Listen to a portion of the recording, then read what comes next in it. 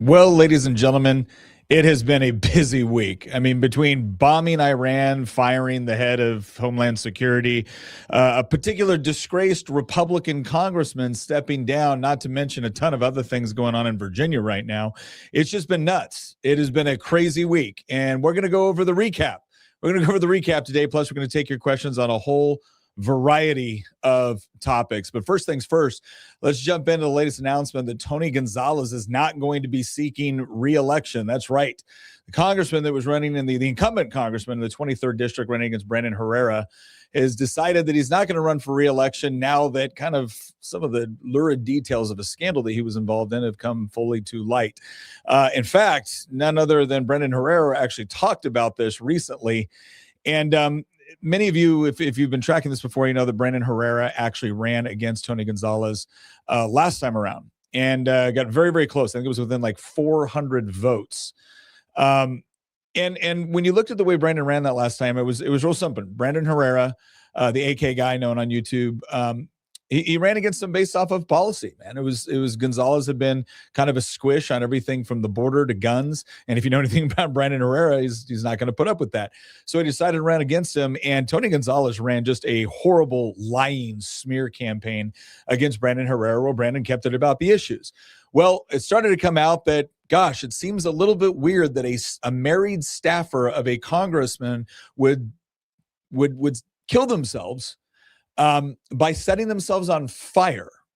And yet that's what happened. And there was obviously rumors of an affair going on between Tony Gonzalez, who was the married with 6 kids, and a female staffer who's also married with a young son. And of course, Tony Gonzalez came out and said this is a tragedy and that all of the rumors about them having an affair were absolutely false. And then, as so often happens, the text messages started coming off. So I'm going to go over to Brandon Herrera's YouTube channel right now because he did a pretty good job talking about this. So let's go and take a look. Regina's husband has stepped forward.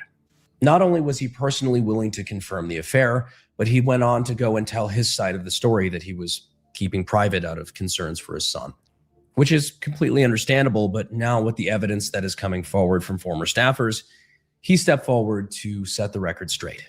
He also came forward with text messages from Regina's phone, confirmed by forensic software, showing that not only was Tony involved in a sexual relationship with Regina, but that he pressured her into it from a position of power, with her even mentioning several times that he was going too far, and even at one point asking if he was sober.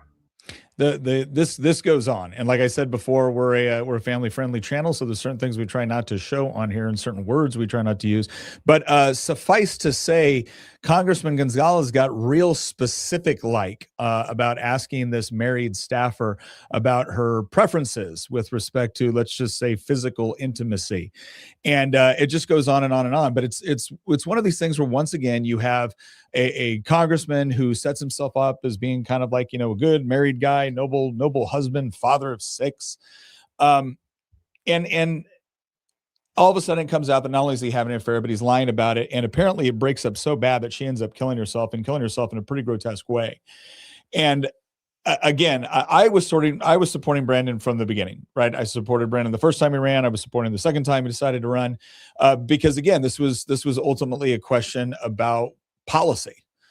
But when something like this comes out, obviously this is going to be a pretty hard sell to your constituents. And this time around there's multiple people seeking the nomination. Brandon actually came out ahead, but there was still going to have to be a runoff. So Gonzalez was going to have to go in and run off. However, there was also probably going to be an ethics committee investigation into what he was doing, why. And so again, he has just decided to step down. Now, I talked about this, what was it, 2 days ago?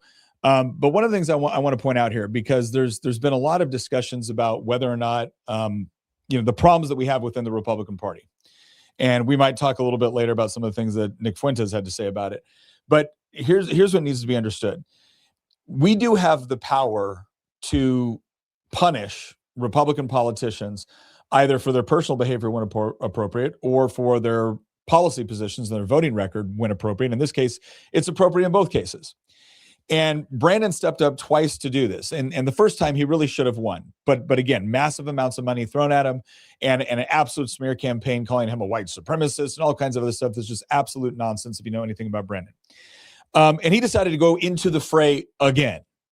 And so what I'm hoping here is that obviously people will throw the support behind Brandon and that he wins this seat, because I do think he's going to be the sort of guy in Congress that will actually stand by what he believes. But this is also a lesson on how you can have a positive impact in Republican politics, because there's some people saying, well, just screw the Republicans. They're all the same. No, they're not. No, they're not. Not all Republicans are the same. It's like anywhere else. Some are absolute crap and some are pretty good.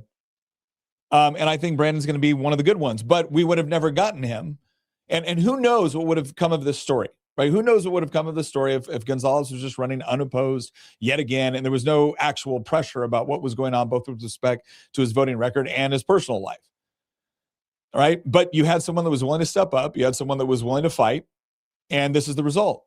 And you're starting to see this in other places too. Again, we did a whole episode on how the Texas primary is shaking things up and could be very positive, not just for what's going on as far as the current members or the future members of the House of Representatives, but this also sends a message to people like Senate Majority John Thune.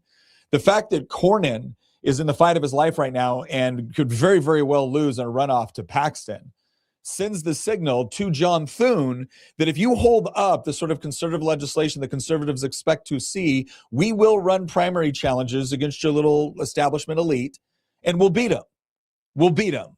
And then we'll replace them with people that will actually go and do what they say they're going to do, not just get up to DC and play ball. So I think this is an incredibly important development. Because one of the things I've also noticed in politics is that sometimes you can challenge someone and you don't even got to win and you have a positive impact on their voting record. Because let's face it, once you have somebody that won't do the right thing for the right thing's sake, right, and they demonstrate to you that they're actually motivated by fear or they're motivated by someone challenging them or taking their seat away, sometimes merely challenging them or taking their seat away, threatening to do so, is enough to get them to start voting correctly. Now, that's not the ideal. That's not what we should want. We should want people that actually do this for the right reasons. Okay, but if that's all we can get, hey, it might be worth it, right? It might just be worth it. So congratulations to Brandon. I think at this point, it's pretty much a foregone conclusion that he's going to be the next congressman from the Texas 23rd District. But I want to encourage everyone. We did an episode a while back called The 5 Biggest Rhinos in America that are just betraying us. And we could have picked far more than 5. But one of the ones we picked was Tony Gonzalez. And here's what we did. We looked at Republicans in safe districts. These are guys that got no excuse, right? They got no excuse. They should be voting conservative every single time. They should be the ones standing up there, making the hard statements, taking the good votes, carrying the good legislation. And you would be shocked how some of the worst members of not only Congress, but of your state legislatures are the ones actually sitting in super safe districts. They're also, when you add everything up, the easiest to beat in a primary. It doesn't take anywhere near as much money to win a primary in many of these cases as it does to win a general election. So it's an incredibly cost-effective way to actually challenge some of these guys. If you want to learn more about that, go check out Citizens Alliance. Citizens Alliance has a great program where they operate in various states. There's other groups out there as well that will provide training for candidates.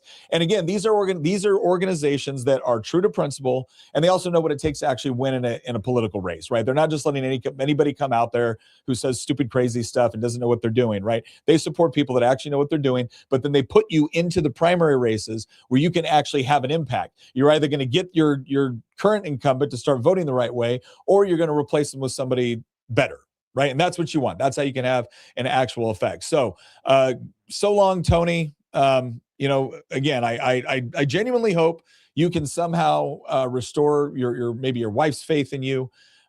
You can actually go back and spend more time where you obviously need to, which is not DC. It's with your family.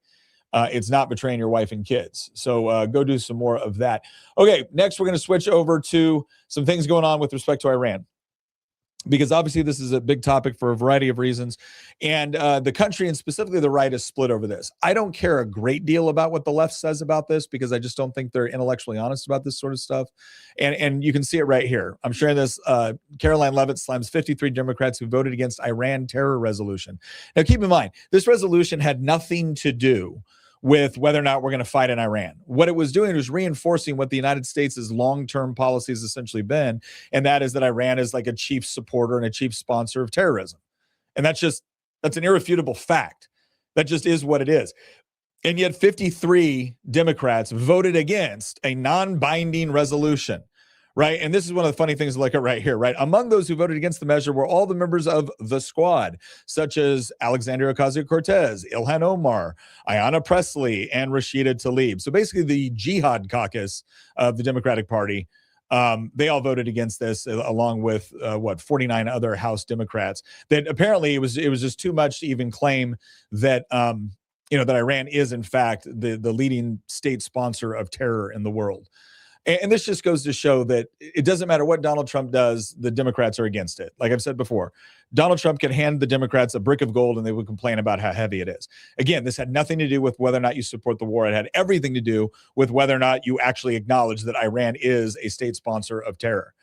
And now maybe I looked at it. Maybe I looked at it wrong though. Maybe Elizabeth Warren had something to share on this. So Elizabeth Warren tweeted out, the United States had a deal that could have prevented Iran from getting a nuclear weapon. Donald Trump ripped that deal up and got nothing in return. Of course, she's talking about the deals where the United States basically frees up billions of dollars to the Iranian regime so they can continue go doing whatever they want. But to Elizabeth Warren, they think if the Ayatollah signs a document, then that must be the case, which might have led me to respond with, you would think an Indian would know when they have a bad deal that the other side doesn't plan to honor. I'm sure she appreciates that. But speaking of Iran, let's go a little bit into kind of what's been going on the ground. So one of the biggest things that's happened lately has been this whole sinking of the IRIS. That's Islamic. What does that stand for? It's like Islamic Republic of Iran ship. I think that's like us saying USS. That's them saying that. So we sunk this ship with a torpedo, which is the first time since World War II. That the United States has sunk a ship with a torpedo. There's a part of me that thinks, I'm going to be honest here, there's a part of me that thinks that Donald Trump was like, hey, who hasn't been able to get into the fight lately, right? Hey, we did a lot of fighting over the last couple of decades in Iraq and Afghanistan. We didn't get a lot of play in that. Submarines. We're going to allow the U.S. Navy and specifically the submarine corps. We're going to let them have we're going to let them play a little bit on this one. So they got to sink it. Let's go ahead and take a look at the footage from this because let's face it, it was actually pretty cool. So we're going to go ahead and bring that up right now. There it is. Yep. Where did I put it? This is what happens.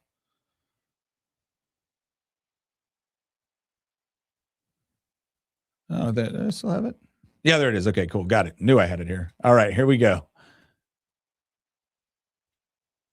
Yesterday in the Indian Ocean, and we'll play it on the screen there, an American submarine sunk an Iranian warship that thought it was safe in international waters. Instead, it was sunk by a torpedo. Quiet death. The first sinking of an enemy ship by a torpedo since World War II. Like in that war, back when we were still the War Department, we are fighting to win. I gotta say the press conferences under the Trump administration, when it comes to things, especially when it comes to things of a military nature, are very, very different than what we've seen in the past, right? Where if you've ever seen Shane Gillis's comedy skit on this, his sketch on this is hysterical, where he does the juxtapose between Obama getting up there and going like, we've killed Baghdadi. And then he goes into the Donald Trump, like, he died like a dog. We killed him with dogs, beautiful dogs. If you've never seen it, it's hysterical. But yeah. Oh, man, it was good stuff. Good. John Kennedy from Facebook said, can you address the rhinos protecting Ilhan Omar? Oh, okay. Yeah, that's in reference to the fact that I think it's Nancy Mace has requested Ilhan Omar's immigration documentation along with the documentation of her brother, because the claim is that she married her brother for the purpose of them both being able to come over to the United States or, whatever. I don't know all the details, but essentially that is immigration fraud. And so Nancy Mace has subpoenaed this, and apparently apparently it's Republicans that have stopped it from coming to the foreground. So I don't know what the details are right now. Nancy Mace is starting to talk about it, but I will say this. I wouldn't be surprised because let's face it, I've served in a legislature, and one of the things that became very, very obvious very, very quickly is that they are all about protecting kind of like the institution. And it's this idea that, well, there's just certain things that we just don't do to our colleagues, and that's just not appropriate or a good use of our time, when in reality, what it is they're just protecting themselves, because they realize that if you start launching investigations of this nature, then the other side's going to launch investigations of you. Now, that may be true, but I would say that there's actually an easy way to avoid some of these investigations. Don't be doing illegal crap. And when it comes to Ilhan Omar, who's repeatedly said that her main priority is Somalia, not to mention the fact that it seems evident that she committed some form of immigration fraud. I don't know the details, but it seems certainly worth investigating, especially when you have somebody that's acting like a subversive within the United States Congress against the current administration, actively encouraging and trying to obstruct the legitimate functions of the federal government when it comes to carrying out immigration law. And so if there are real questions about this, well, then put it out. You know who should want to put it all out there? Ilhan Omar. Clear her name, right? Demonstrate right off the bat that, she belongs here. She's followed all the rules, followed all the processes, and nothing would shut up Nancy Mace quicker than if Ilhan Omar just pulled out all that stuff and we looked at it and it was like, nope, hey, like it or not, she legally immigrated to the United States. But she's not doing that. And of course, you have people, Republicans in Congress, that don't want to bring it up. So I just think it's kind of a par for course, unfortunately, par for course. Somebody asked me about whether or not I think Kristi Noem is just a sacrificial lamb. I do not, but I'm going to get to that here in a second. I want to go through a couple more things with respect to the attack on the Iranian Navy. And for this, I'm going to go to a channel called Cappy Army. If you are not following Cappy Army, I would highly encourage you to do so. The guy was he was an infantryman. Infantryman in the United States Army, and he has a show where he basically breaks down kind of the latest and greatest with respect to military equipment, but he also talks about ongoing conflicts. And I think the guy just does a really, really good job of giving kind of like an honest overview. He doesn't really get, I've never seen the guy get hyper political with any of this stuff. He just kind of tells it like it is, but I think he does a really good job. And so I'm going to look at this right here. And this is from his video on how the U.S. just destroyed Iran's entire Navy. Let's go to take a look. The map behind me shows the United States just launched a massive wave of strikes against Iran's naval forces, reportedly destroying all 11 of their warships and multiple enemy attack submarines. Ah, shit, here we go again. But how did they do it? What new actions is the United States taking to affect regime change in Iran?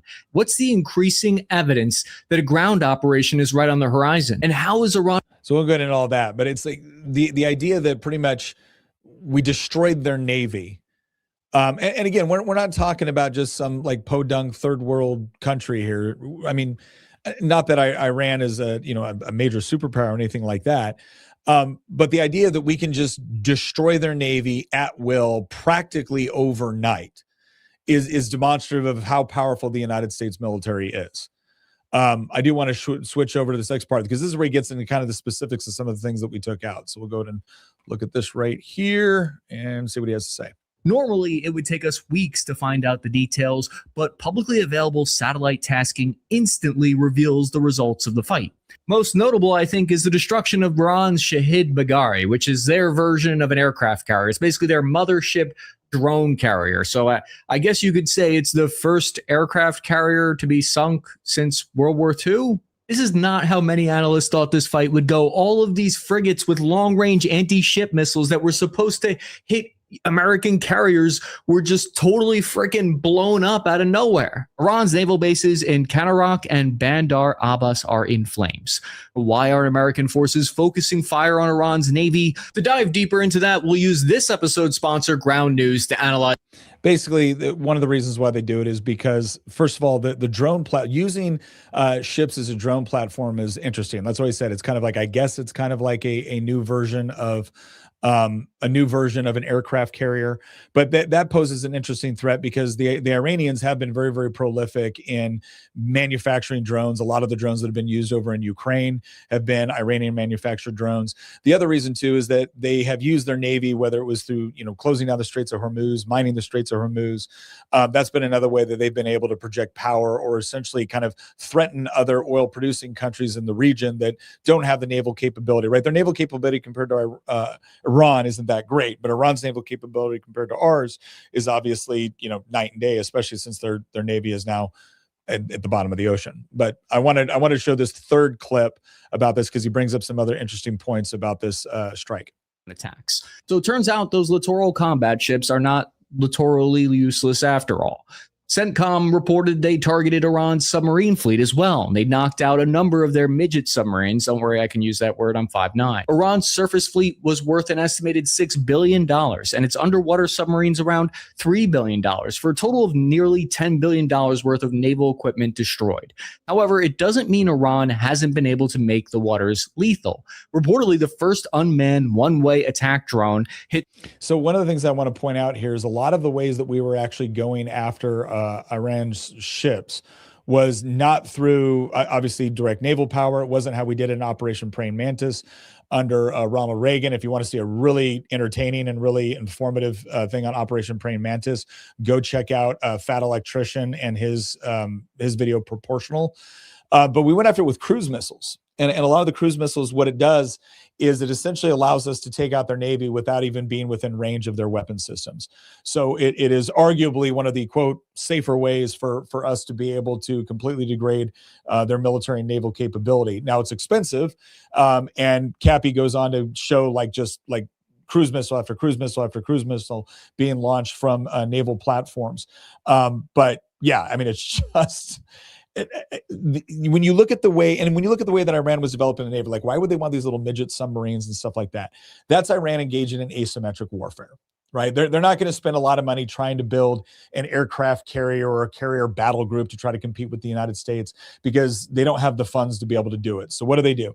They try to create some sort of mechanism in order to have, a significant impact with relatively low cost. The whole concept of drones actually provides that. We've seen this more and more, especially against older tanks, when you can use, a drone that maybe costs you, I don't know, $40,000, $50,000, and you can take out a $10, $15, $20 million tank. I mean, that's a good asymmetric payoff, right? And so that's part of what they were doing. But we demonstrated even with that, we can pretty much just destroy it at will, which is, again, significant. Now, there's a lot of people that say, look, Nick, that's all great. And I know our military is awesome. It isn't that cool, but I don't care because is this just going to get us involved in another war? And I'm trying to get your questions here as they come up. If you want to ask me a question, if you can put question in bold, semicolon, then ask the question, it makes it easier for me to see. But somebody was asking me, do I think that we're actually going to do a ground war in Iran? To the extent that we could have special operations forces on the ground, I could see that happening. So, for instance, I could see the sort of missions that you would expect out of Delta. I could see the sort of missions you expect out of DevGru or SEAL Team 6. I could see the sort of missions that you expect with Army Special Forces linking up with maybe Kurdish elements in northwestern Iran. I could see that. But as far as large-scale deployment of ground troops, so now I'm talking things like the 101st, the 82nd, 1st Armored Division, I don't think that's going to happen. I don't see that taking place. In fact, I think that's one of the things that's causing a lot of concern right now about a lot of people on the right that are criticizing Donald Trump. They're saying, wait a second, you were supposed to be the guy that doesn't get us involved in any more wars. And here we are in these military conflicts, whether it's Venezuela or Iran again. And, why are we still involved in Ukraine in any capacity? We just want you to focus all of your attention back here in the United States. Now, and I get it because I think Trump was very, very critical of Iraq and Afghanistan, and for good reason. Now, I will say this. I don't think Trump ever promised that he would never use military power in order to achieve what he believes are within U.S. military or U.S. strategic objectives, especially when it came to Iran. He's always said they don't get a nuke. They don't get a nuke. Why? Well, because you're run by a bunch of, apocalyptic ayatollahs that shout death to America on a regular basis. Yeah, you don't get nukes, right? You regularly carry out terrorist acts, not just against us, not just against Israel, but against any country that dares to stand in your way. So no, we're not going to give a regime like that, or we're not going to allow a regime like that to be able to get nuclear weapons. So how do you do that if they're not willing to negotiate, or they're not willing to come to the table, or they're not willing to respond to sanctions? You have to use the military. Now, if Donald Trump did all of a sudden decide, you know what, we don't think the Iranian people are going to be able to take over the government without ours having massive forces on the ground to do this whole thing, so we're going to do that. That, I think, would be a betrayal of what he had said before. But I don't personally think what he's done up to this point has been a betrayal. I totally understand why people are concerned, totally understand why some people are pissed, but I don't think we can compare it to like Iraq and Afghanistan. I don't honestly believe that's a fair comparison. Again, if he decides to send over 20,000 ground troops into Iran, I will say, hey, I don't think any of us voted for that or signed up for that. But in the meantime, I don't think it's necessarily, a bad thing to, again, go after a country that has been an enemy of America, a regime, not a country, a regime that's been an enemy of America since 1979. Now, people will say, well, then why didn't you attack them before? Well, there were strikes before, right? You had Operation Praying Mantis, and what was I think in the mid 80s. You had other strategic strikes that were done, both from missiles, from airstrikes, from cyber, attacks like Stuxnet. So we have had stuff like that before. I think Trump just came to the point where there was two things that happened at the same time, right? Two major things that happened at the same time. One, he became convinced that there was no way to work a deal with the Ayatollah that they would actually abide by. Elizabeth Warren is absolutely positive that the Ayatollah means what they say, as long as we keep showing up with pallets of cash. Trump was convinced that, no, these guys don't mean what they say. They're going to do whatever they need to in the interim to be able to get what they want, to continue to do what they've already decided is their long-term strategic objective. And so if I can't deal with that regime, what do you do about it? Well, you can do surgical strikes to delay or mitigate their program. But I think as soon as Trump saw hundreds of thousands of Iranians protesting, and then not just protesting, but like getting shot, getting killed, getting murdered, and still showing up, I think that signaled to President Trump that, okay, there might actually be the ability here to do surgical strikes, take out the leadership in Iran, and give the Iranian people a window to go and take over their country. And even if we don't get that, well, then we might get into a position where maybe it's possible we get someone that will now realize that we're serious about this, and we can just keep degrading them at will. Because this is the other thing that has just been demonstrated, right? If the United States wants to, we can just decimate their military capacity anytime we want, with relatively little effort on the big scope of things. The other thing that Iran did this time is apparently the Ayatollah had given out basically just orders to IRGC units to fight without orders. Basically like, here's your area, here's your objectives, go forth, sua sponte, do what you want. And that has led to the IRGC to attacking American bases, but they've been doing it on the sovereign territory of Qatar, Qatar, UAE, Saudi Arabia. I think there's been some others. And so a lot of those countries which were already skeptical or consider themselves to be hostile toward Iran are now pissed at Iran as well. So overall, like the response from the IRGC and the Ayatollahs and the Iranian regime has not been good for them either. And so that's the part where, again, this is one of those things where I'm not trying to suggest that we shouldn't hold even administrations that we tend to agree with accountable. We should. But the reason why I've always been willing to give Donald Trump a little bit more leeway than others is because I think he understands how to use U.S. military power without then automatically assuming that we have to engage in multi-decade nation building. And so that's why I give him a little bit more grace here. Joe9611 said, do you like Gabe Owners? Gabe Owners. I'm not sure who that is, to be honest. I'll try to look it up here and see if I can get back to you.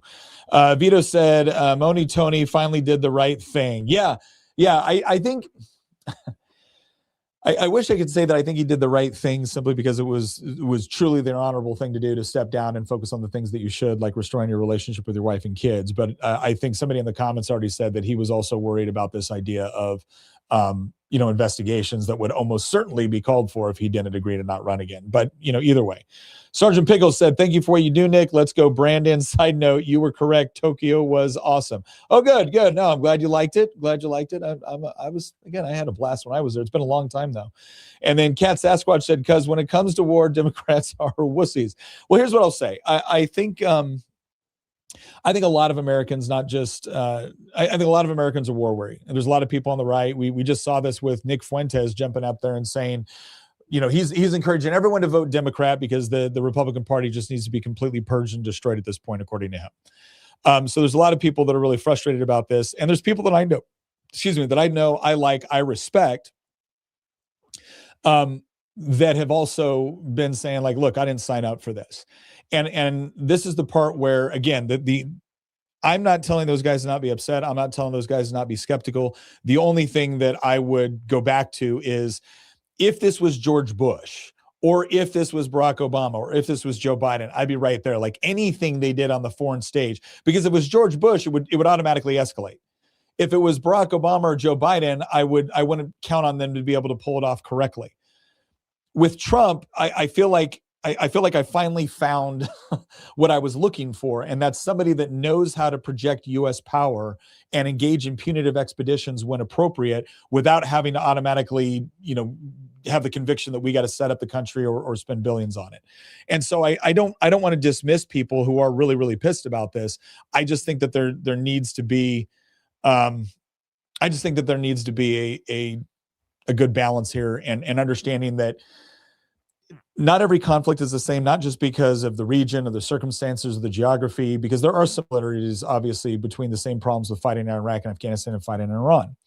But it's also the leadership, right? I do think the leadership matters, and I do think Trump has a better record on this one. Somebody said I walked in and said, yeah, I guess I didn't. Oh, got it. Oh, I did walk in. Okay, somebody got me on that one, but hey, they paid me to say it, I guess. Stepping down shouldn't make him immune from investigations and consequences for what he did. I think that's absolutely accurate, but it probably will, at least with respect to at least with respect to whether or not Congress is going to investigate him under ethics.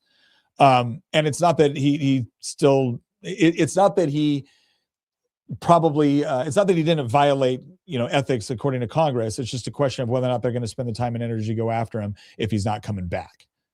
So I think that's probably what it is. Okay, I'm looking to see if I have any others. Okay, let me jump over here to something real quick. First of all, I also want to thank the sponsor of today's show, and that is Ridge Wallets. I've actually got mine right here, and I got to tell you, man, these things are sleek. I was skeptical, right? I was skeptical because typically, you know, I'll just carry stuff with my phone or whatnot. And I was like, okay, what's the big deal about these things? But they are incredibly sturdy. And the way I know I like this is that I had it in my pocket and I totally forgot it was there. Because I hate big, like bulky wallets. Like I hate it. You sit down in the truck and it just like, it sucks. But these things are absolutely sleek.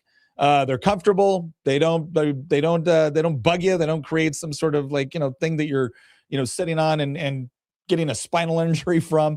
All right. And it's made with premium materials like aluminum, titanium, carbon fiber. In addition to that, they've also got the keychain, right? So maybe you're like, Nick, I don't know about the wallet. We've also got the keychain too. Again, if you're one of those guys who runs around with a lot of keys, try out the Ridge wallet. So here's what I'm gonna say right now. You can go over to ridge.com/Freitas. That's ridge.com/Freitas. And you're gonna get up to 40% off. Right? But only if you take advantage of Ridge's once a year anniversary sale. So go over there right now, ridge.com/Freitas. That lets them know we sent you. Get 40% off. Again, this thing is slick, man. I'm impressed. I've always seen the little ads. And I was like, what's the big deal? I get it now. Pretty cool stuff.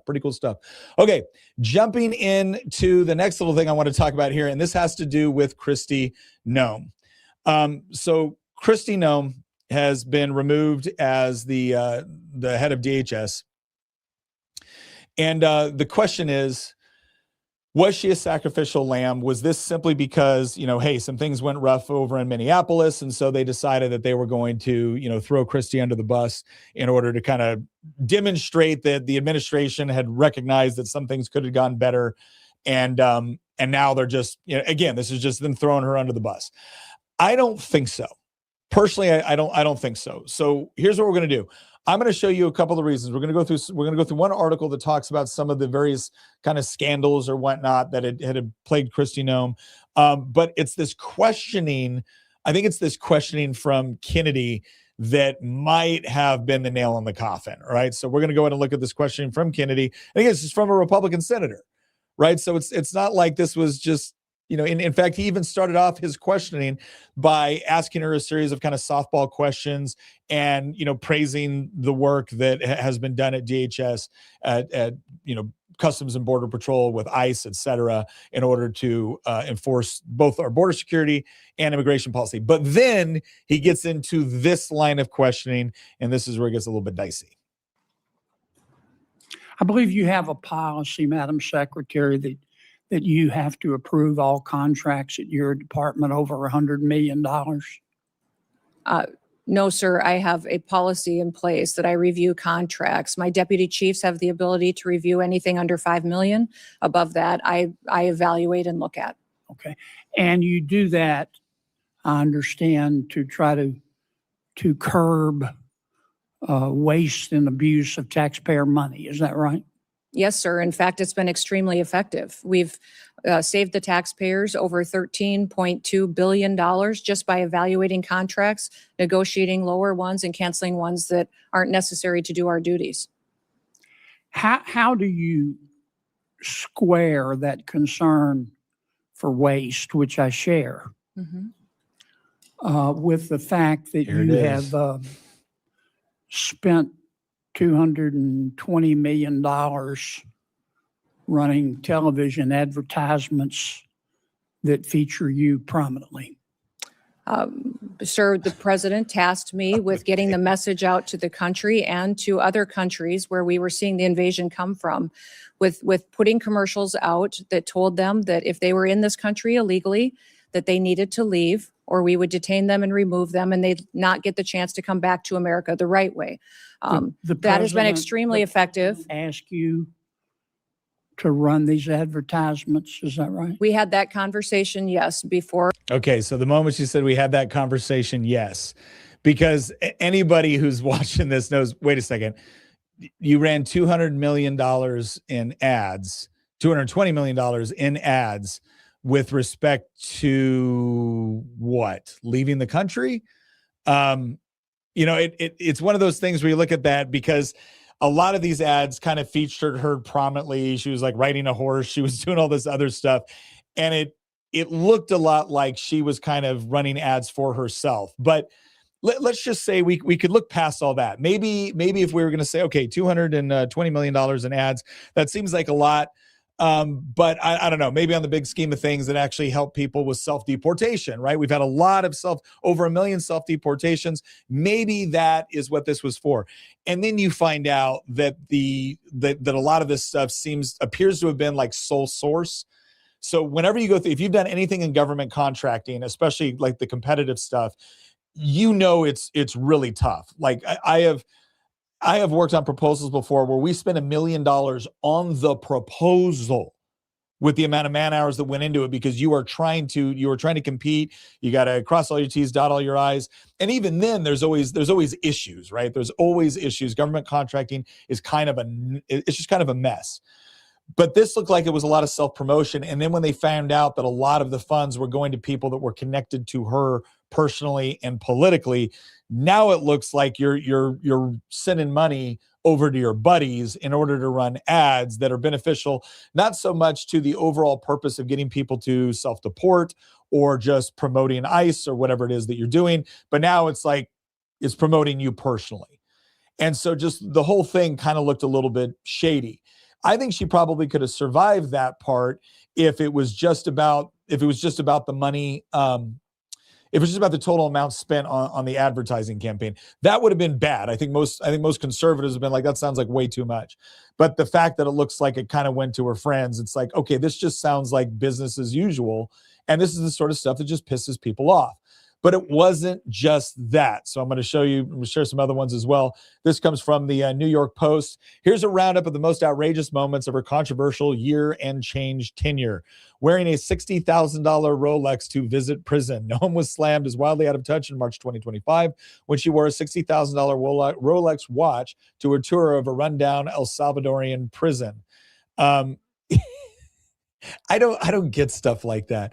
Luxury air travel and a big, beautiful jet. Noem sparked criticism for using border funds to buy a fleet of private luxury aircraft, including a $70 million jet that may have been used by Noem herself. The department spent more than $300 million on 3 private jets, including 2 Gulfstream G700s and a Boeing 737, nicknamed the Big Beautiful Jet, according to reports. $220 million ad boondoggle. So there it is, right? An expensive ad campaign featuring Noem wearing a cowboy hat on a horse has irked Trump, who said he hadn't signed off on the $220 million effort. Again, part of the problem here is if Kristi Noem had said, the president instructed us to do ads, but he's not the one, he did not, personally clear these ones or whatever it might have been, that would have been one thing. But she kind of implies that, well, I don't know, President Trump was fine with this.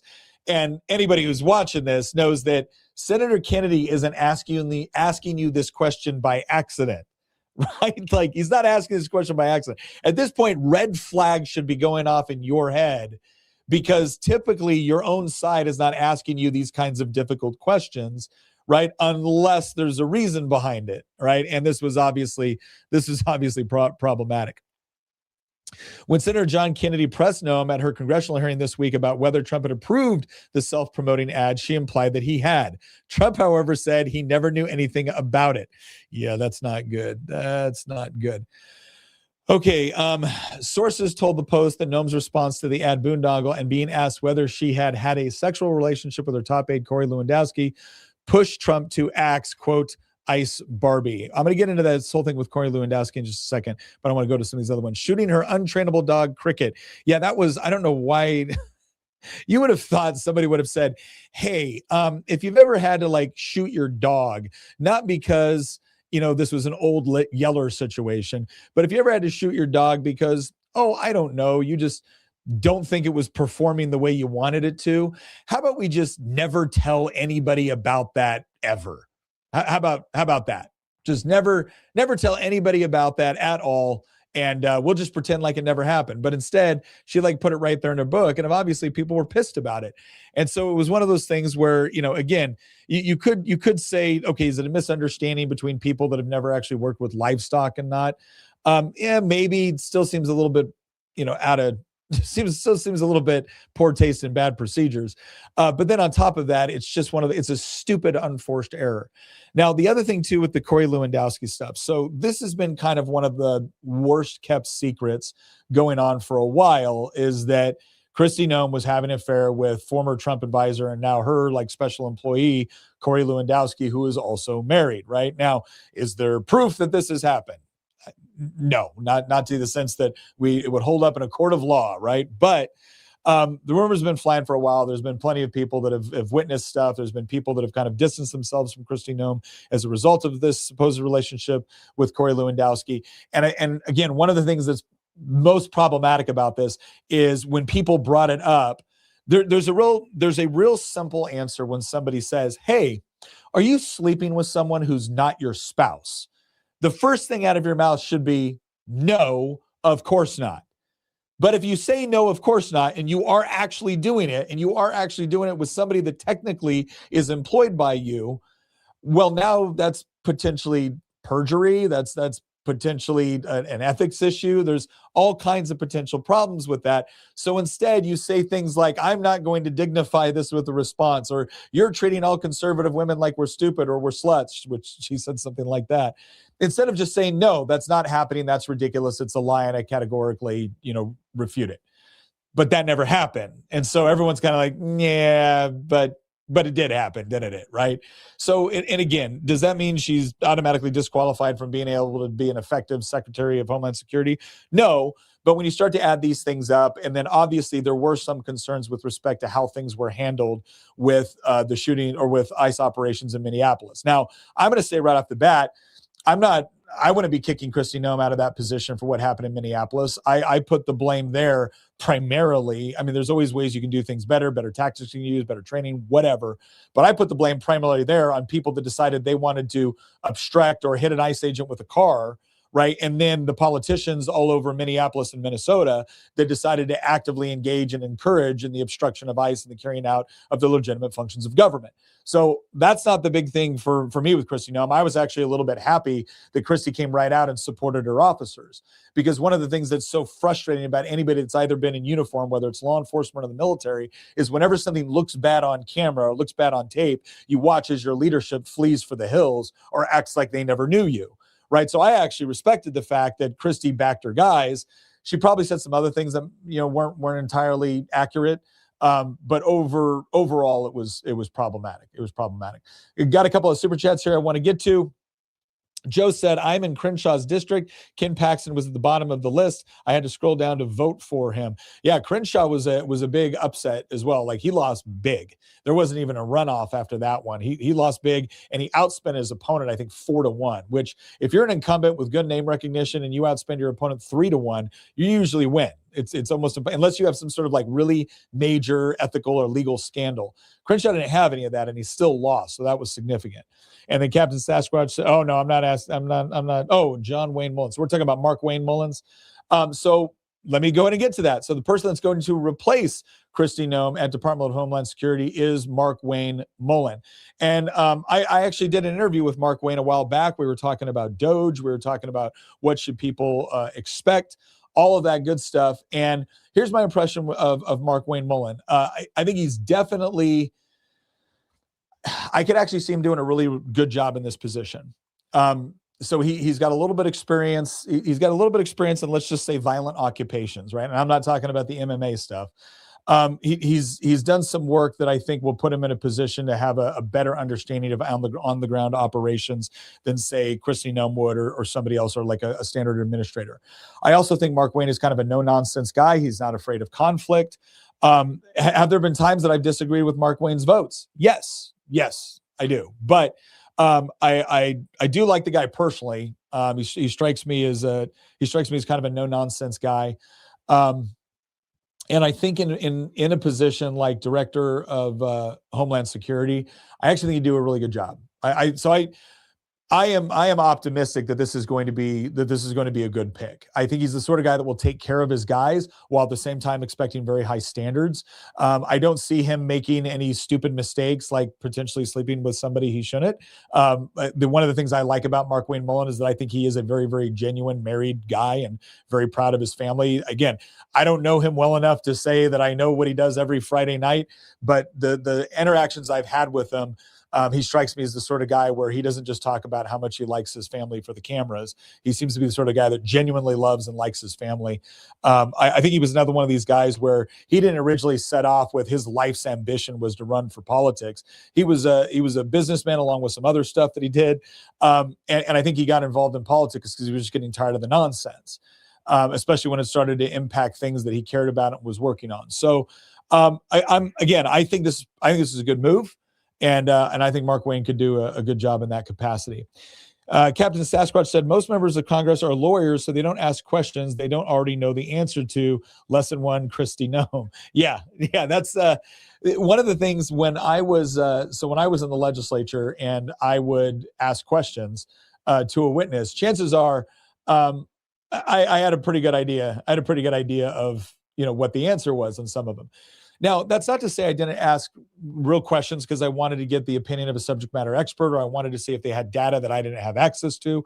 I did that as well. But every once in a while, especially when you had a controversial piece of legislation or you knew something was coming up, you prepared your questions in part because you wanted to see how they were going to respond. Were they going to lie to you? Were they going to obfuscate? What were they going to do? Or were they just going to come right out and say it? And sometimes you ask questions because you wanted to get people on the record. You wanted them right there with the cameras rolling to say the things that you needed them to say.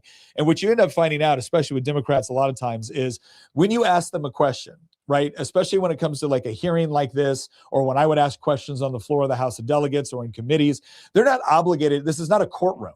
right? And there's no judge saying, answer the question, right? They can answer it however they want. And they would do crazy stuff all the time. They would say things like, well, I stand by the spirit of the legislation or whatever it was, or the bill says what it says. And really what it is they've just acknowledged to you that they done screwed up. They know it. And at this point, them talking more does them no good. Now that would have been a little bit harder for Kristi Noem in that particular thing, especially when it's a senator from your own side asking you those questions. That's why I'm saying I don't think any of that was by accident. I think this was about setting up the justification to replace Kristi Noem is what it comes down to. Because I also know enough people that have worked in and around that agency and worked in conjunction to know that there were other problems that went beyond the stuff that we kind of see in these hearings, right? And again, I'm not trying to personally trash Kristi Noem. I've met her once, but that's it. And I can't say personally whether or not she's having relations with Corey Lewandowski. I can't say personally whether or not she was doing a bad job on some of this stuff. I do tend to believe that $220 million on ads that don't seem to have gone through the proper process when it comes to competitive bids, that's problematic, especially when it kind of seems like you're doing the self-promotion thing, right? That's just, I don't know why the jets had to be bought, right? None of that briefs well. And when somebody's saying, so did the president tell you to do this? And you're like, oh, he knew about it. Like you done screwed up at that point. That's the part where you either say, no, this is my department. Like you can do the whole buck stops here thing. Like, nope, this is my department. I made the decision. These are the reasons why, the end. She didn't do that. She basically said, no. President was fine with this, and the end result is the president had to demonstrate that he was not fine with that. Now we have what we have. Megan Michelle said, question, have you seen some of the videos on Baby News Network? If not, go look them up. Hilarious. No, I have not, Megan. I have not seen the ones on Baby News Network. But I have seen some of those I have seen some of those before, I think. I don't know it was called that, but the ones I saw were funny. Let me see. Okay. QG Duck said, I know I missed it, but the submarine video is great. I spent 9 years in the Navy as a submariner, and that was my job.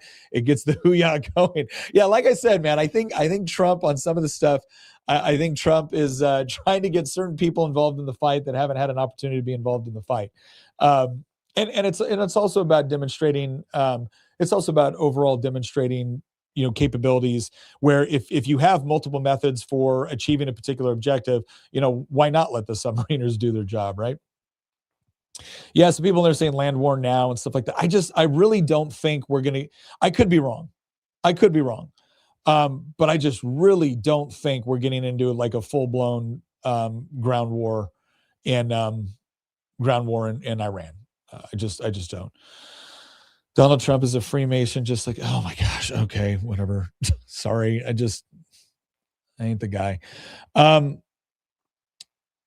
trying to see if I made sure I got to all the questions here that were up there. I think I got to all of them. Okay, because I didn't want to move on to something, and this kind of goes into what we've been talking about here, kind of on the peripheral, and this is that whole idea is, has Trump betrayed the people that really first came out and started supporting him, and based off of this idea that he was going to be America first. And I don't want to rehash the whole argument we had before on whether or not, the strike on Iran could be categorized as America first, because the problem is that we don't have a good definition of what American first foreign policy looks like. So if America first is just pure isolationism, I can't subscribe to that. I don't think it is for most people, though. I don't know very many people that just really want to shut down our borders to the sense that we're not doing anything except focus on domestic policy and screw the rest of the world. I don't think that's what's going on here. I think what's actually going on is people are frustrated because there has been a pattern, and they're engaging in pattern recognition. And the pattern recognition is that as soon as the United States gets anywhere near regime change, we end up going all in, and the next thing you know, we're bogged down somewhere for a decade or two, only to turn around and hand over the country to someone that's worse than who we took out, or at least not significantly better enough to justify the blood and treasure that was spent to do it. And again, I think all of that's a legitimate concern. I've already said where I think American first foreign policy should look like. I think there should be I am fine with military action when there's a clear and present danger to the United States. And I don't just mean vibes. I don't mean the sort of stuff that got us into Iraq, right? I mean clear and present danger to the United States. I think there's potential for a use or potential for American first foreign policy when it comes to a clear and definable benefit to the United States. I think Matt Walsh did a good job of saying, look, for him, it's about cost benefit analysis. If we're going to get involved militarily, we need to be looking at what is this going to potentially cost us? What is it going to cost us in lives? What's it going to cost us in treasure? And is it reasonable to assume that we can actually achieve what it is that we want to achieve out of it? And then Matt Walsh takes that framework. He looks at Venezuela and he says, that makes sense. He looks at Greenland. He says, that makes sense. Maybe he looks at the Panama Canal and he says, that makes sense. He looks at Iran and he goes, I don't think it makes sense. I look at Iran and I say, ooh, it's definitely not as clear as Venezuela, Greenland, or the Panama Canal, right? But I do see a path. And one of the things that I would just point out here is there are positive things taking place as a result of this that go beyond just the simple thing of a regime change in Iran, just the simple stuff like getting rid of their nuclear program, right? Which I think getting rid of the nuclear program or degrading their nuclear program is a legitimate target and legitimate U.S. interest. I think that is American first position to take. The other thing, too, is that it's also caused like countries like Lebanon to come up and finally really start to push back against Hezbollah. Because Lebanon and Beirut used to be beautiful areas in the Mediterranean that people would regularly visit, right? It used to be a Christian country. And then all of a sudden it got destabilized by a combination of Palestinian refugees, Hezbollah, and Iran. And so the idea that this sort of attack, this sort of strike could dry up billions of dollars for terrorist funding in the region and one of the most important strategic areas to the world simply because of oil, I think that is a benefit. That is a potential benefit. When it comes to the cost, I've already said, like, my position is not, well, don't do it. My position is if the cost is we engage in airstrikes, naval power, and essentially we're engaging in this sort of warfare that requires a great deal or allows us to do a lot of offset and then be able to allow the Iranians some space to be able to take over their own country. And we actually can point to the sort of people that are trying to do that and say, yeah, those guys seem a lot more friendly to us than the Ayatollah. That's the part where I can say, okay, I see benefits to that. And the benefits could very well outweigh the costs. The moment you start putting in significant ground forces, right? That's like I said before, the moment you start committing conventional ground forces into the fight, that's the part where I'm like, I don't think the cost equals the benefit anymore. I just from a blood and treasure standpoint, I don't think it equals anymore. And that's the sort of conversations that we need to have, right? Those are the sort of nuanced conversations that we need to discuss where we say, okay, what actually constitutes an American first foreign policy? And is this a good American first foreign policy decision? But then when you get into someone like, Nick Fuentes, and I'll share this real quick because Fuentes came out. And regardless of what you think of Fuentes, I'm not a fan, but regardless of what you think of Fuentes, the guy has some influence. And Fuentes posted this on March 4th. He says, I'm voting Democrat in 2026 because white people can play both sides too. The GOP broke every single promise. Epstein file cover-up, regime change war in Iran, and no mass deportations. The GOP must be purged and burned to the ground in 26, hostile takeover in 28. Now, somebody pointed out that, okay, well, that's nice, but weren't you saying something similar in 2024 when you actually flipped and told people not to vote for Donald Trump? And this has led some people to come to the conclusion that, okay, well, is Fuentes, the king of psyops, is this guy a psyop as well, right? Because here's what I will say: when he critiques the Epstein files, I agree with that. I don't think the Trump administration did a good job with the Epstein files, and I don't think we should give anybody a pass for that. When it comes to this idea of the conflict in Iran, my question is okay, now I think this is the part where reasonable people can differentiate on what they think actually constitutes American first foreign policy. So I don't consider that a major betrayal. When it comes to mass deportations, like it's something like I think close to 2 million people have self-deported, and then he's deported another 670,000. And this is the part where I look at someone like Nick Fuentes and it's like, dude, you've never been in a position where you're actually responsible for doing any of this stuff. Right? You comment on it, you analyze on it, and I don't think he's a stupid guy. I don't think he's a moral guy, but I don't think he's dumb. I think he's intelligent. And my problem is that, okay, man, how would you have done it differently? And this is the part where when I see Fuentes analyze this stuff, there's a reason why Fuentes will praise people like Hitler and Stalin. Now, some of it I think is he's just saying outlandish things to get a reaction and to start a kind of a Mott and Bailey style tactic. But the other part is because I think he respects strongmen, and that's what he wants. He's come around and said it's not about liberty, it's about order. And so I think his expectation was, well, no, Donald Trump is going to take the reins of power and he's going to blow right through the Constitution and just do what he needs to do. And if he does that, I'll support him. And if he doesn't, I won't.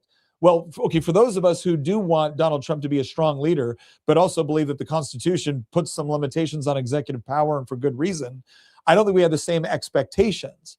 And that's the part where, again, I question, he listed off 3 things. And it's like, this is every promise they ever made. The other thing that I have a problem with is that he's assigning blame to Trump in areas that properly belong as blame to Congress.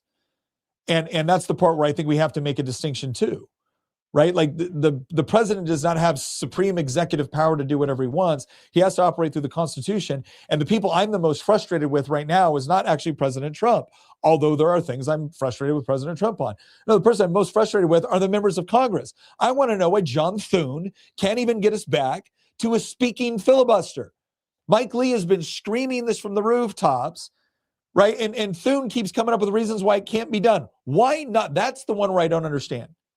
And that's the one where it's like, if Fuentes wanted to come out there and say things like, we need to get rid of the members of Congress. We got midterms coming up, and we need to get rid of the members of Congress that have done this, and we can primary them because we've just demonstrated in Texas. We've demonstrated in North Carolina. You can take these guys out through primaries. But he's not doing that. He's telling everyone to vote for Democrats. Okay, you tell me how voting for the very political party that has pushed mass immigration, that has pushed transing the kids, that pushes abortion through month 9. But you show me how any of that is America first, or what Fuentes puts in his bio, Christ is king. You show me how empowering those people to be even worse is a good America first strategy. I don't buy it. It doesn't make sense. And I think part of this comes from the fact that he is more content creator than he is analyst. And he's certainly more content creator than he comes to actually like understanding either Christian theology or what we might call right-wing politics. And that's the part where it's like, look, guys, can we please at this point just recognize what this is? And that is, he's a content creator. And so he's going to go with whatever strategy actually produces the best within his framework. I'm not saying he'll say or do anything. I'm saying within a particular framework, he will move within that. And sometimes I've seen him be intellectually honest, and other times I see him do this Mott and Bailey thing where he makes an outrageous claim and then he walks it back and he pretends like that's what he meant all the time. And I got tired of watching the left do that to me constantly. So I'm not about to put up with the members of the right, especially when they're pushing to support the very political party that I think at this point hates the United States, and is pushing some of the most radical and destructive policies I've ever seen. When you look at this guy in Texas, was it James Tellerico? This guy looks like what you would come up with if an AI chatbot put together a, quote, Democrat pastor to run for Senate. I mean, this guy's a heretic. And you're telling me I got to vote for this guy now in order to prove a point? What's the point? I'm a moron? What's the point? I don't really believe what I believe? Right? If you want to punish Republicans, there's a way to do that. It's called primaries. They work. I've seen them work. I ran against an incumbent Republican. He decided to retire. My wife ran against an incumbent Republican in Virginia, in the Virginia Senate, who was in a safe red district and kept voting poorly. She didn't win. She put in a great race. Guy had to spend $650,000 for a seat he's held for 27 years. But you know what happened to his voting record that year? Got a whole lot better because he had a challenger. So it can be done. But I'm just tired of these stupid strategies, which they're not on the ground practical strategies to achieve what you want. They're really good content creation strategies. And I'm sick of them being treated differently. Okay. Let me see here. I got a couple more questions here in the chat. All right. SF. Yeah. What is it? SF Sijaman guy. All right. Virginia is going to hell and we need a replacement for Warnock and Ossoff. Any chance you'd move to Georgia and run for the Senate? Virginia is unfortunately in the process of Californicating itself right now, which is horrible to watch. And Georgia's been doing it too. Georgia and North Carolina are not in the best position right now, in part because you have conservatives down there. You had conservatives in these states that decided that they weren't going to focus on the social issues as much. They were just going to focus on the bread and butter affordability issues. Can I tell everyone something here real quick that needs to be understood? If you live in a red state And your legislators don't want to touch the social or the cultural war issues because they're a distraction from the kitchen table issues. What they just told you is they want to lose, because that's what they're going to do. They're going to lose. Leftists don't mind fleeing, right, the devastation that their policies create in order to get better taxes and better regulations. They'll do it every time. They'll destroy where they live at. And then when someone like Mamdani gets elected and they're like, oh, holy crap, this isn't what I signed up for, they will pick up and move to your state, which has better tax policy, better regulatory policy. And guess what? They'll bring all their politics with them. If you really want to protect your state, here's what you do. You elect the sort of people that will do things like Ron DeSantis did in Florida, where Ron DeSantis said, oh, Disney, you want to groom kids? Fine, we're going to make you pay for it. He took on Disney, and every consultant was like, this is dumb. You can't take on Disney. They're too powerful. They're too rich. They're too popular. He won. Disney lost. And then what did you see? You saw a bunch of failed parents talking about like, oh my gosh, I'm not going to be able to trans my kid in Florida. We should leave. Yes, you should leave. You should go somewhere else. First of all, what you should do is find Jesus, because if you're transing your kids, you're engaging in child abuse. You're a child abuser. So what you need is, you're on the right spot here, SF. You're on the right spot. You need the sort of people that are going to go in there and not just carry good fiscal policy. They're going to carry the sort of policies that repel the left, because the left will come in and take advantage of your good tax environment and then destroy your state.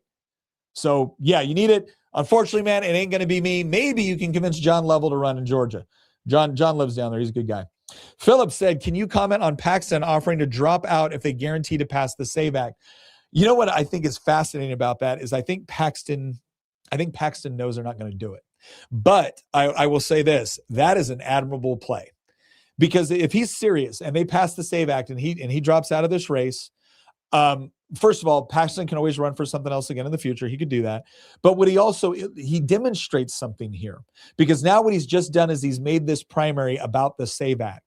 And I guarantee you, John Cornyn is knocking on Thune's door right now going, I have been a loyal foot soldier. I always do what I'm supposed to do whenever leadership asks me to.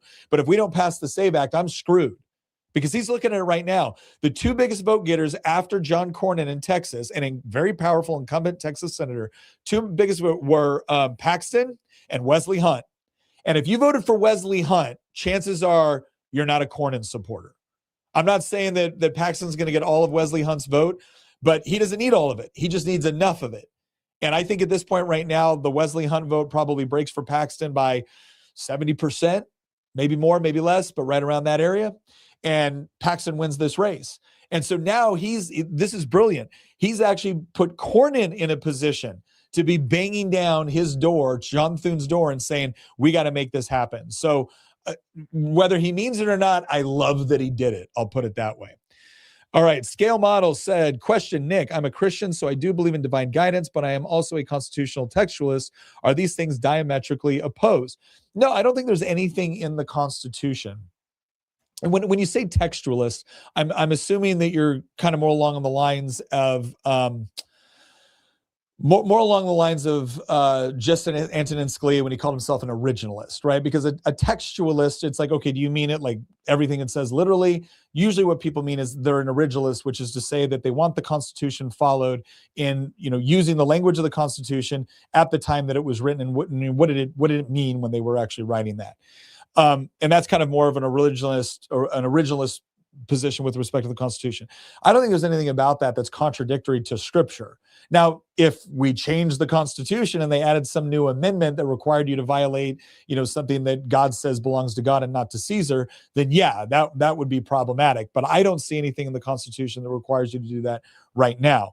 That doesn't mean that people can't use the framework of the Constitution in order to do bad things. For instance, they can run for Congress, they can get elected, and they can pass all kinds of legislation that is bad or inappropriate. I don't think that means that you have violated your faith to Christianity.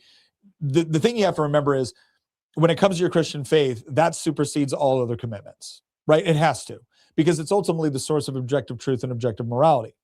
And so obviously, if the Constitution were somehow to change to contradict that would be one thing. But I don't see anything in there where it would look that way to me. That's just my opinion. So someone said, "Are you a Christian conservative or a conservative Christian?" I'm a Christian conservative. Because I believe, I'm a big believer that your faith actually forms the foundation of your worldview. Or let me put it this way. What you believe about God forms the foundation of your worldview, whether you like it or not. Right? If you're an atheist, okay, your belief about God is that there is no such thing as God, there is no supreme being, which means ultimately there can be no objective truth or objective morality, because atheism doesn't actually provide for those things. That doesn't mean that you can't function. It just means that it doesn't provide the moral framework for those things. And so that's the part where I say, well, it has to be the first thing in my life, and then I build everything else from that. And so anything that contradicts that, that's what takes a backseat to me. Most politicians don't know the Constitution. I got to tell you right now, I've come to the conclusion that a lot of there's some politicians that don't know what it means. They don't really care. They don't look past the general welfare clause of the Constitution. They just think the Constitution grants them power to do anything that's in the general welfare. And then you have other people that they know what it is and they don't want it. Ilhan Omar does not want the United States Constitution. She doesn't. Neither does Rashida Tlaib or these other. They do not want the United States Constitution. And the way you know this is whenever Democrats are out of power and it's like the 250th anniversary of the country, they start saying things to make you think they care about the Constitution or they care about the founders. But watch what they teach in schools, right? They're giving billions of our tax dollars to universities staffed with professors that when it comes to talking about our founding, talks about our founders as if they were all just a bunch of rich, white, racist slave owners. And that's the only thing you need to know about them. And the document they created was a corrupt power structure in order to keep them in power at the expense of oppressed and marginalized peoples. That's what they say and teach when they have the power. But then when they're running and they have to actually convince some people that, well, I don't totally hate my country, then they start to say like kind of vague, nice things about our founding, like Abigail Spanberger did in her rebuttal to the State of the Union, which was just absurd. But yeah. Oh, God is my judge. That's true, Nick, but there are a lot of Republicans who care just as little about the Constitution. That is true, but can I tell you what the difference is? And this is an important distinction. Republicans are more likely to get punished by their constituents for not knowing or following the Constitution. Democrats are not. Democrats are, their core base within the Democratic Party is not interested in whether or not their people advance the Constitution. They're interested in whether or not they advance leftism. And that is a core distinction. So you're right. There are bad Republicans. There are Republicans that don't understand the Constitution, Republicans that never took the time to actually learn about the debates and why it was formed the way it was. What's the philosophy behind it? You're right. But they end up getting it right more than their Democrat colleagues because they will be punished if they don't, if that makes sense. Maybe not to the extent that they should, but not to that extent. Okay, let me see here. But they hate the Second Amendment. Yeah, no, Democrats definitely do. Yeah. All right. Looking here for some more questions. What was there? Oh, there was one other thing I wanted to get to. And this, speaking of the Constitution, the Democrats despising it. Let me get to this question first before I go to Rosetta Stanfield said, question, what are the chances that Russia or China would intervene in Iran war? Should we be worried about that? I think they've already demonstrated that they won't. So there's a couple of things to take into account here. All right. Are Russia and China powerful nations? From a regional perspective, yes. Against the United States, absolutely not. The thing that they have that represents a threat to the United States is nuclear weapons. Right? They have nuclear weapons, but look at Russia. Obviously, Russia is not just fighting Ukraine, right? Russia is fighting Ukraine with a bunch of support coming in from the Ukrainian military from the West. But having said that, they outnumber the Ukrainians. They have more manpower than the Ukrainians. They had a bigger military than the Ukrainians, a bigger economy than the Ukrainians. And yet, they're sitting there fighting out this little war of attrition because they're not able to get air dominance or air superiority. So the Russians do not have the bandwidth right now to fight anywhere else other than Ukraine. Not to mention the fact that if Russia did try to involve itself in what's going on in Iran right now, they would ruin any chance of being able to show up to the negotiating table with Ukraine and maybe get some of what they want. Because at this point, the Russians would probably be willing to settle for the Crimea, parts of the Donbass, and a more secure pathway to Crimea. So the Donbass would provide them that. If they could get all that, Putin could probably walk away from this saying, we achieved our objectives, we're protecting the ethnic Russian people of Eastern Ukraine, blah, blah, blah, and we kept Ukraine out of NATO. But if he gets involved in Iran, and the United States, I'm just going to give you a theoretical, right? I'm not saying this would likely happen, but Putin has to at least consider this. if the United States decided to dedicate anything in the way of just air power or started to use our cruise missiles and our technology against the Russians, we could achieve air dominance over the Russians overnight. And at that point, this stops becoming attrition warfare. And now the Ukrainians are able to kick the Russians completely out. Putin is forced to, threatening nuclear war in order to protect his position and his regime. So it is not in Russia's interest to get involved on behalf of Iran, right? It's not like Iran and Russia are longtime global allies who just love each other because their cultures and traditions are oh so similar. Not at all. Right? They're allies of convenience. That's it. They're allies of necessity. When it comes to China and Iran, it's a little bit different because China doesn't find themselves in the same negative position right now from a conflict standpoint as Russia does, but China has its own problems. Now, one of the major problems with China right now is their currency is a huge issue. They have a massive housing bubble, and they have 30 million more men than they do women at the same time that their population is starting to actually collapse. So China's about to have a whole lot of internal problems right now. They're nowhere near as powerful as they're, like, if you look at it on paper, you're like, oh my gosh.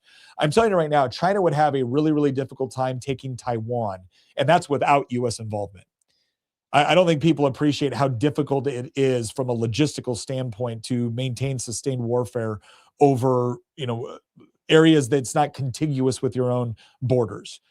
Right. So for them to actually launch like an invasion of Taiwan would be incredibly difficult. Are they really going to get into a war with, they're really going to get into a war over Iran right now? I don't think they are. Now, Iran is more strategically important to them than it is to us because they get oil from Iran. There's other issues there that impact that. But again, if China does get involved and now they risk actually, harming U.S. forces, what does that potentially mean for them? Like, what do they gain versus what do they lose? So could they theoretically do some like asymmetrical or subversive stuff or some quiet stuff? Maybe. But I don't know that Iran is so necessary to China that they would be willing to risk war with the United States. Not at a time when I think their own situation is so tenuous and fragile.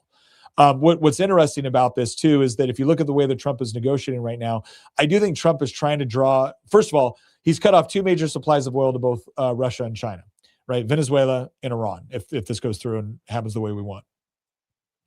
The other thing he's potentially doing is drawing a wedge in between Russia and China, because Russia and China are not natural allies.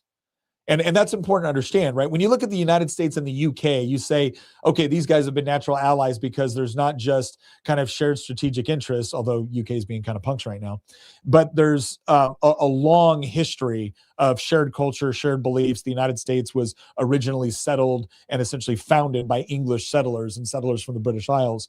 And so there's a much closer connection there than you would find between China and Russia or Iran and Russia or Iran and China, et cetera. And so I don't think they're going to get involved. Not in any significant way right now. I don't think they can afford to. Just my point. Megan says, why did Omar's companion get arrested at the State of the Union, but she didn't? I don't know the answer to that question. I don't know the answer to that one. Has everyone noticed how the person that got up and attacked Ilhan Omar, that went out of the news real quick, didn't it? Yeah, total setup. But I don't know why the companion got arrested. Well, I mean, Omar probably didn't get arrested because it's very, very difficult to just kind of like arbitrarily arrest sitting members of Congress or a legislator because of the implications associated with it. I'm not saying they're above the law. I'm not saying they should be above the law. I'm just saying it creates a whole nother issue with it beyond just whether or not someone broke the law. So especially when you look at some of these things where if you're an elected member, you have privileges of the floor. If you're not an elected member, you don't have privileges of the floor. So it's a lot easier to remove someone. So for instance, when I would go in, if I brought a guest into the Virginia House of Delegates, I have privileges of the floor. They're my guest. If the speaker decides to kick that person out, they can do it. If the speaker decides to kick me out, that's a little bit different because the implication is that you're taking away the voice of my constituents. So that's some of the consideration that goes into that thought process. But I would need to know more specifics of why the companion got arrested in order to give you a better answer. That's the best I can do right now with the little I know, which is not much. Okay, against my better judgment, how do you reconcile things like the American Revolution with Romans 13:1? So that goes to the idea of whether or not Christians are obligated to follow the political leaders of the day. And there's a lot of different views on this. Some people will say that there's no such thing as a violent overthrow of a government that Christians are allowed to participate in. I don't know that that's what Paul is saying there. And I will say that people far smarter than myself have debated this issue. And so I would reference them. Where I come down on is I do believe that there is such a thing as a government which essentially goes beyond what its objectives are, right? To admonish good and to punish evil, or engages in direct activities which force you or compel you to do things which violate your faith. Now the argument is like, well, when Paul was writing this, the Romans were persecuting Christians, right? So what was the justification there? And it's a good argument. Like I said, I think it's an uncomfortable topic for a lot of Christians to look at this, because it does draw into questions on what should a Christian's response be when it comes to political activity, especially when it comes to violent resistance against an entity. I tend to fall into the camp that I do think that there's areas for Christians to be able to fight back against a violent or oppressive government. But I think there's a lot of nuance in there on what constitutes a biblically justifiable revolt against a sitting authority. I would argue that our founders had sufficient authority, had sufficient justification. But I'm not someone that just quickly dismisses this question as if it's like, oh, well, that's not what he meant, or Paul was just writing this to a particular group, and that was all that meant to. It just meant at that time. I don't think that's true. I think Christians do need to be very, very careful about engaging in violent revolt or revolution. That's not to say that the Christians have to put up with it. Well, again, we have a government which actually allows for peaceful transitions of power. And I think it's irresponsible for Christians to not participate in that process, so that we hopefully can keep peaceful transitions of power, instead of having to resort to the sort of world where, the government is now compelling you or banning you from doing things which your faith requires. I hope that's an okay answer. Okay, let me see here. Oh, this is what I want to do. This is what I wanted to say. I want to give a perfect example of Democrats doing something that I think is just this is in Virginia. And so let me give you the context here, because this impacts everybody. Even though this is going on in Virginia, this will impact who controls Congress.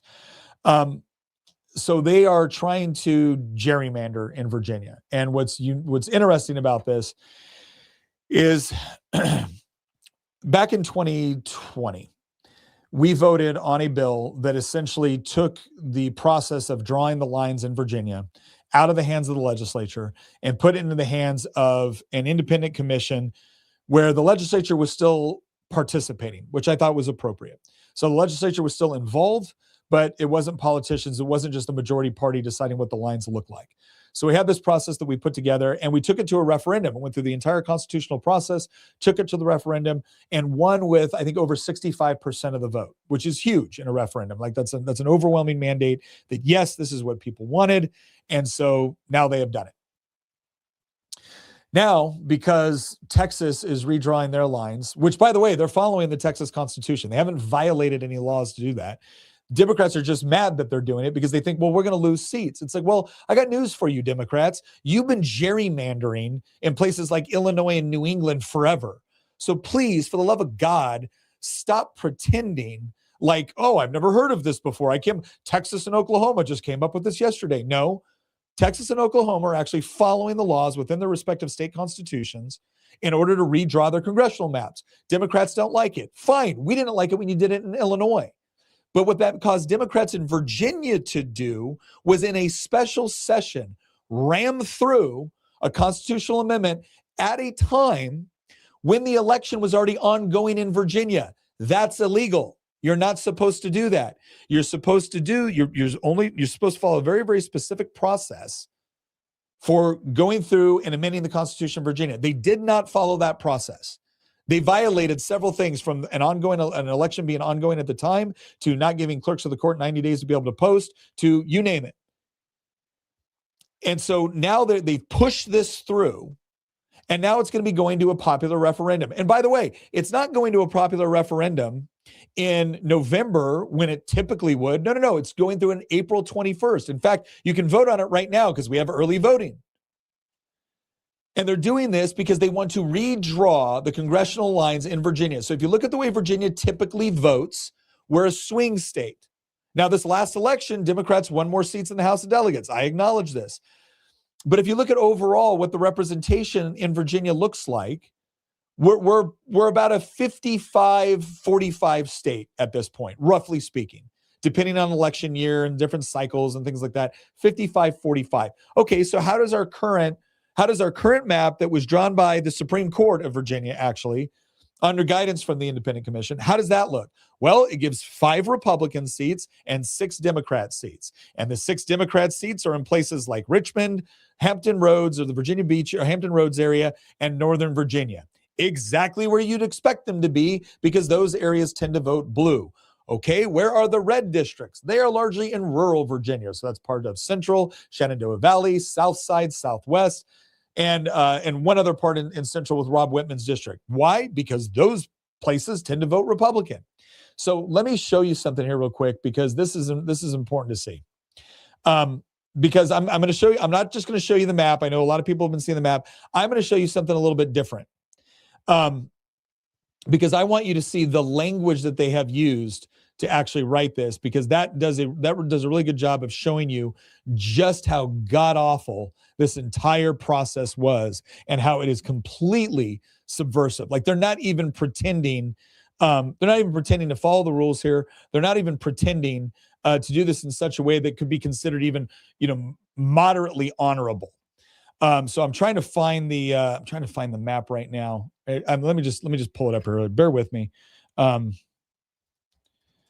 Oh, I know where it is. Sorry. Bear with me. Here we go. Let's bring this up. This is one of the best things I've seen in kind of illustrating what a horrible gerrymander this is. Okay, here it is, right here. Okay, so let me see. Bringing it up. I'm going to my Facebook right now if you want to follow along and take a look at what I'm looking at. Okay, so I'm going to share this. Share this here. Click on that and sharing. Okay, so here's how Virginians vote, and this is by the county. This is the county breakdown, right? And if you look at the congressional districts in Virginia right now, this is a Republican district. This is a Republican district right here. You got another one right here is a Republican district, one over here, right where you'd expect them to be, right? 5 Republican seats between here, right? There they are. This is how Democrats want to change the districting. Look at this gerrymandered piece of crap right here. This district goes, you have all these districts that go red way up in here into Arlington, Alexandria, and parts of Fairfax, scoop it out, and then run all the way out here to the deepest, reddest districts right here in order to turn these into Democrat districts, right? So we're going to take currently a 5-6 map, which is an accurate reflection of the population centers and how people vote in Virginia, and we're going to turn it into a 10-to-1 map. A 10-to-1 map. That is what they have already said that they want to do. But here's the crazy part. I want you to look at the way that they actually wrote the ballot question. So you would expect, if you're going to go vote on a constitutional amendment, you would expect the explanation for that amendment to say what it does. That's it. To dispassionately explain what the change to the Constitution will be. That's not what they did. Here's what they did. This is what will show up on a off-year election in April when nobody typically comes out to vote, in something they rammed through in special session in an inappropriate, unconstitutional, illegal way. And then the question, and someone driving by, I was like, oh, I guess we're voting on something today. They walk in and this is the question. Should the Constitution of Virginia be amended to allow the General Assembly to temporarily adopt new congressional districts to, quote, restore fairness in the upcoming elections while ensuring Virginia's standard redistricting process resumes for all future redistricting after the 2030 census? Here's what this really is. We're going to give Democrats the ability to redraw your maps. Are you cool with that? We know you're not, because you just voted in 2020 overwhelmingly to not be cool with that. But we're going to go ahead and word it this way: to restore fairness. Oh, is that the legal definition of what you're doing? Here's what this would have read. If it was me writing, it would have been, do you want Democrats to be able to temporarily gerrymander the districts in a way that you voted against just 4 years ago? That's what it would be, 6 years ago. But no. But let's say you just wanted to be honest Let's just say you wanted to be honest about what it is. What you would write in this is you would just ask the question, should the Constitution of Virginia be amended to allow the General Assembly to temporarily adopt new congressional districts in the upcoming elections? And then it says, while ensuring Virginia's standard redistricting process resumes for all future redistricting after the 2030s. I don't even know if you can put that. I don't even know if you can put that in good conscience. But you would take out this restore fairness. That's political language. You added in political, you are tipping the scales. That is just, but again, it doesn't matter. They don't need to be honest, right? They don't need to be honest because they're the good guys and we're the bad guys. If you're one of these voters in one of these districts who's about to be represented by the district or about to be represented by somebody that's never even been to your county, never even been anywhere close to where you live, because they drew these little gerrymandered lines going all the way up to Arlington and then taking you all the way to nearly the Shenandoah Valley. If you're one of those people, you don't deserve representation that actually reflects your values because you're a bad person. You're a bad guy. That's what they're doing here. But it's just the absolute, just, again, the whole restore fairness. What a joke. What about that? I'm going to bring up this map again just one more time so you guys can see it. What about this? Going from an area where you have accurate reflection of congressional representation based off of how Virginians vote to that is fair. And yet they put that on there in a deliberate attempt to deceive people and hide what they're actually trying to do. By the way, the first time Don Scott became Speaker of the House, Mr. I'm so concerned about democracy, Mr. I really care about this institution, Don Scott set the record in his first year for refusing to hear over 120 Republican bills. Do you know what the average number of bills that weren't heard in the House before that, Republican or Democrat? It's usually about maybe 5 or 10. 120. You remember when SAGE was introduced by the president at the State of the Union address? Yeah, I carried her bill. I carried her bill in the Virginia General Assembly. You know what Don Scott, to it, Speaker's fairness, Don Scott did to it? He made sure it didn't even get a hearing. Her family wasn't allowed to come and testify to what had actually happened because he didn't want his Democrats to have to take an unpopular vote in an election year. That is who they are. This is why I say, if you're in a red state right now and you're surrounded by Republicans who are like, well, we just want to focus on the kitchen table. Shut up. Primary the hell out of that guy and replace him with someone that actually understands what the nature of this fight really is. All right, I got a couple more questions here I need to get to.